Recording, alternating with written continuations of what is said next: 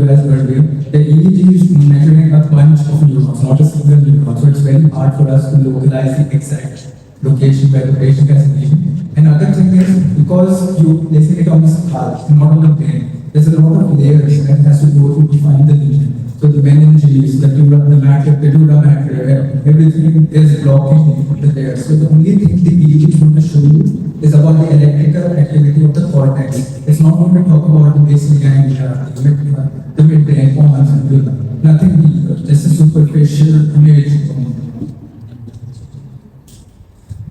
So now that the boring parts are done, the fluff, now let's go to the actual EEG part.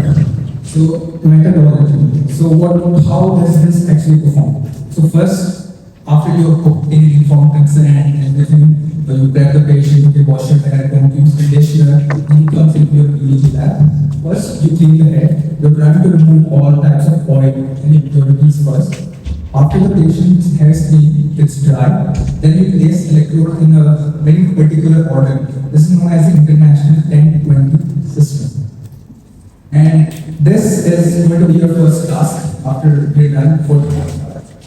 This basically means this, where do I place the electrodes in what location? So your guys pay attention to this slide because you guys start, your task is going to be to actually place the electrodes on the subject.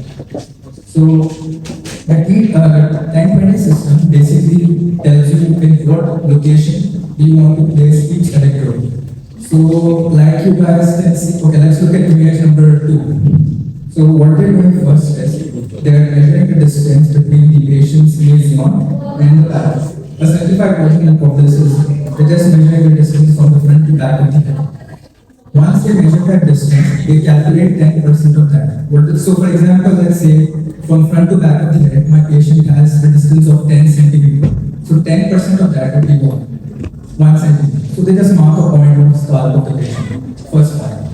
Next, they do it on the top, they do it on the bottom. So 1 centimeter top, 1 centimeter bottom. Then they do the 20% check. So this would again, if you would use logic. So 10 centimeter head, the first point is 1. So the second would be at 3 centimeters. Again, the next one would be at 5. Yeah. So 10%, like 1 centimeter, 20% 3, and 5. The same thing is done at the bottom part. So again, it would be like 7, 9, and 10%. So that's the first point. So now how many points did we get? 1, 2, 3, 4, 5. We got 6 points. We mark these points. Same thing what we did in the front of the head. Now we're going to do it this side.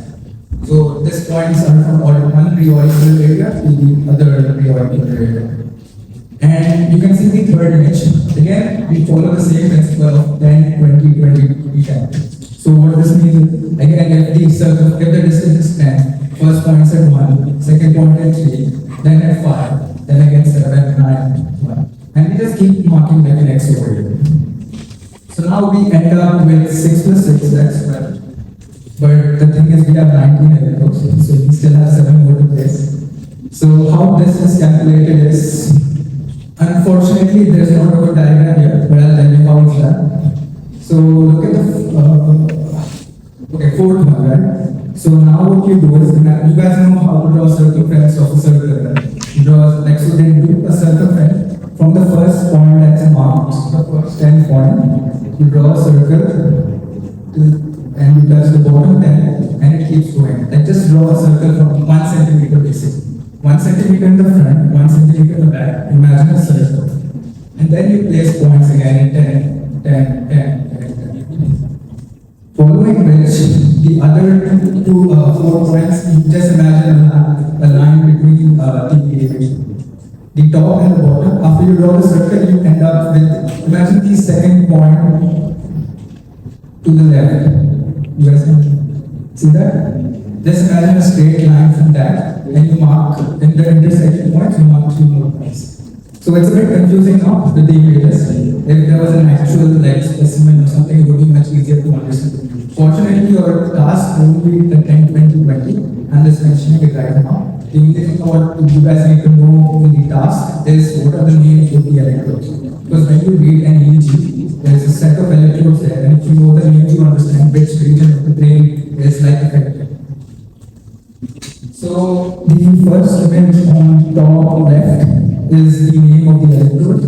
So FP1, does anyone want to take a guess what does it stand for? Yeah, that is P1. What does the P stand for?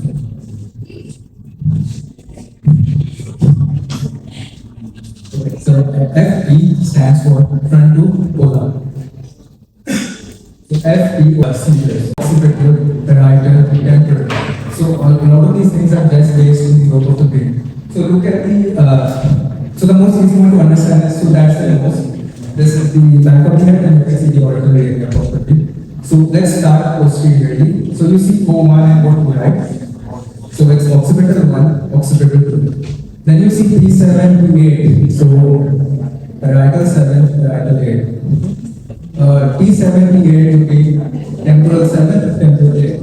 F7 again, frontal 7, frontal 8. So what does this mean? So there's a joke in neurology circles, Z is 0, but it actually stands for some other German word, but just think it's center. So anything that ends with Z is in the center of the brain, center of the brain. So we have FZ, that's frontal center, CZ is just center, and PZ is the parietal center. Right. So I hope you guys got the name right. FP, frontopolar, F is frontal, P is temporal, P is parietal, and O is occipital. So, another great hack for you guys to remember, like if you are going to read an EEG, this is the most important thing. So, the numbers, if you notice, there's odd numbers on the left and even numbers on the right. It's not something.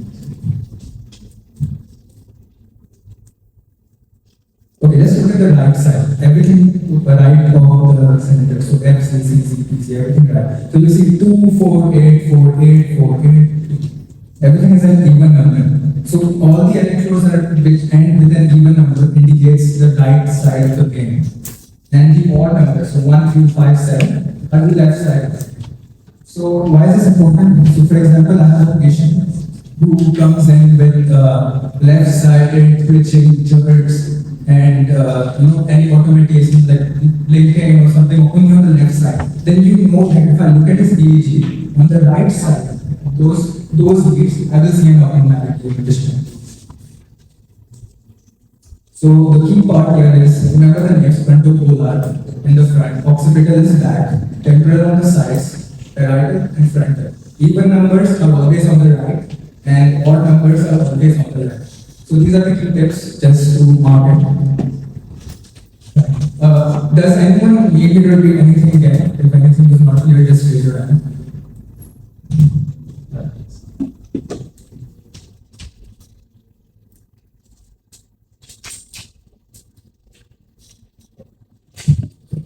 So far we covered a bit of stuff that we found this for cases. Then we just know how to place the electrodes in what order. So F, T, F, O, T, F, all the electrodes.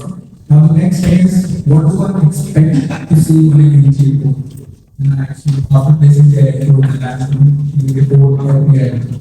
And these 5 things are the wave patterns you are expected to see. How you need to remember this is like, so we have something known as alpha wave. So as you can see in the third image, so we need to know how many waves are there per second. So just to give you a heads up, like so in the BCG, right? I think a lot of you guys are very familiar with BCG. One box has how many seconds?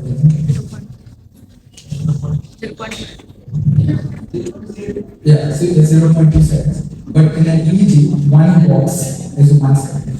So why you guys need to remember the frequencies is because then you know what type of wave is going on at this point of time. Suppose between one box, I see like between 8 to 13 waves. That is an alpha wave. Now, when do I see an alpha wave in a person? So imagine alpha wave is when someone's awake, but he's not using his brain a lot. Or he's awake, but his eyes are closed, but he's awake. Something like that. Not using brain a lot is alpha. Similarly, we have beta waves. So imagine beta wave is when in that one box of 1 second, we see more than 13 waves. So you can see the waves over there, right? So that thing shows you a whole box. So if you guys want to count, let's do it counting wise so it makes more sense. So alpha, how many waves you guys see there?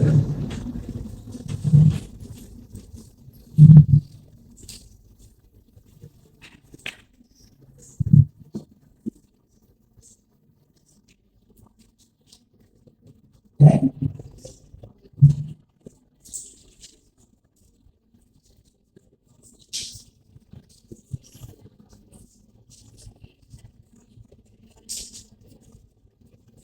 Right, so this is one. So you see the 1, 2, 3, 4, 5, 6. Oh, that's the first one.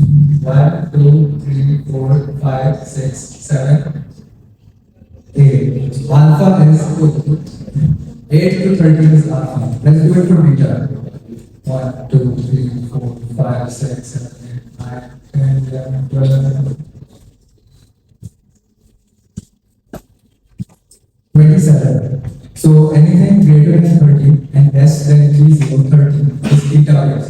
Beta waves is what we are having right now. We are active mentally, eyes are open. So that's beta wave. Alpha is when we're awake, drowsy, not using our brain. Beta is when we're active using our brain. So remember, alpha 8 to 30, beta 13 to 30. Then we have the delta waves. So how many waves do you guys see there?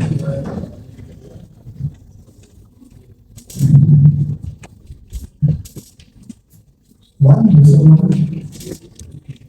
yeah, so there's 3 waves, right? So delta is whenever it's less than 4. Now, when would you see delta waves is when you are, does anyone know when you see delta? You can see. Which state of sleep? So in deep sleep, so we have stage 1 and 3. So this is stage 3. Now we have theta waves. So how many you guys see? Right. So 4 to 8 is theta waves. This is stage 1 sleep. So to summarize, alpha, we're awake, not active, 8 to 13. 13 to 30 is beta, when we are most active, eyes are open, losing our brain is beta. Delta is less than 4, and theta is 4 to 8. You don't have to worry a lot about delta and theta for EEG. The most important thing that you guys have to remember is alpha is 8 to 30 in 1 second. Because a lot of how we actually read an EEG is based on the alpha wave. So just remember 8 to 30 waves in 1 second interval is alpha wave.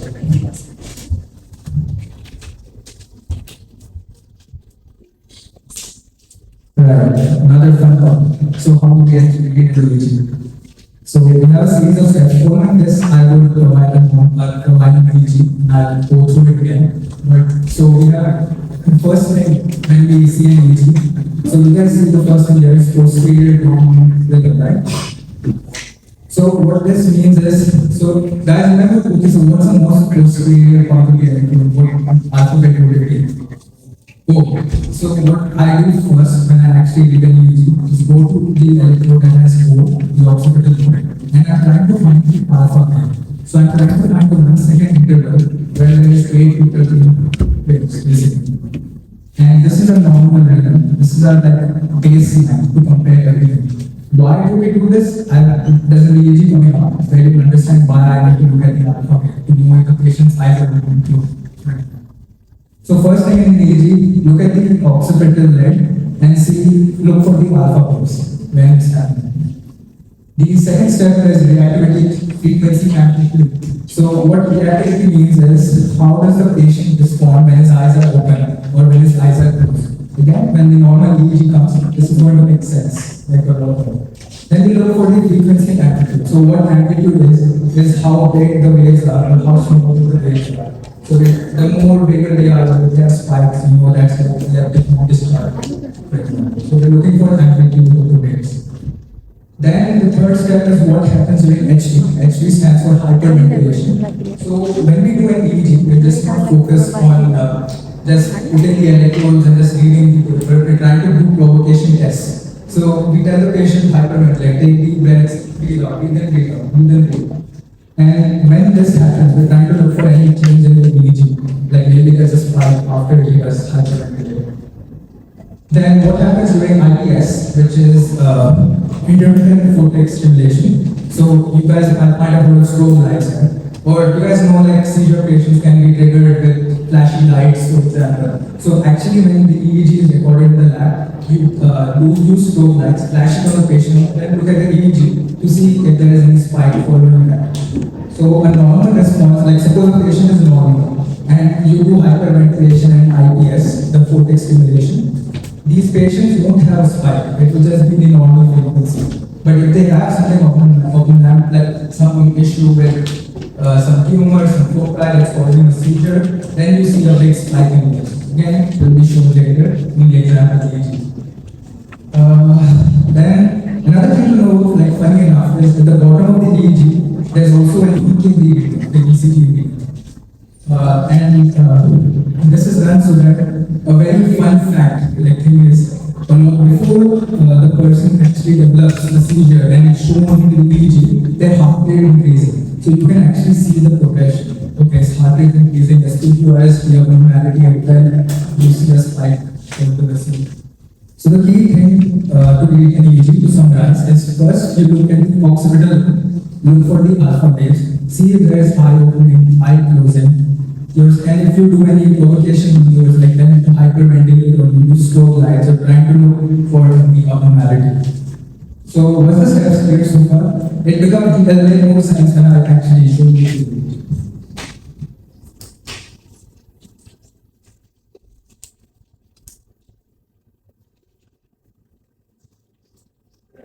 Finally, first EEG after treatment. So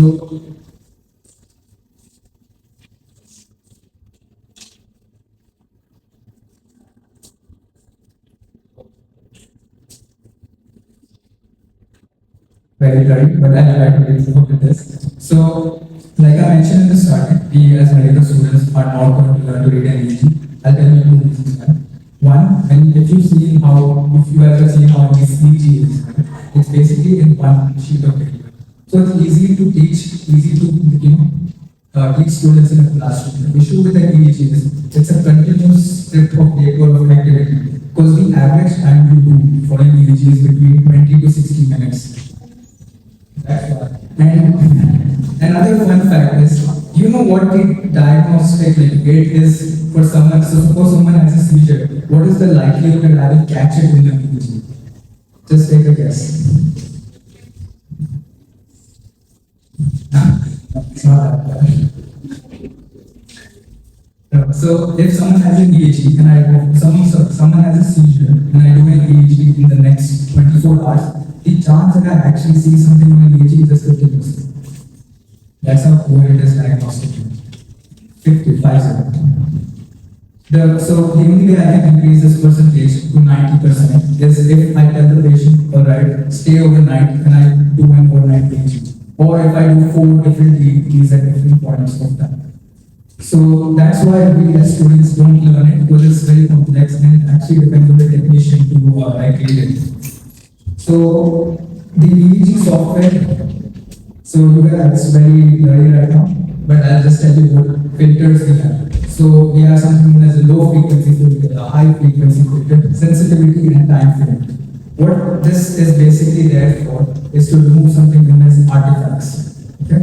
So artifacts are basically some sort of signal that's going to make your brain like it's going to mask it, it's going to cloud your signal. The point of an EEG is to see how your neurons are firing.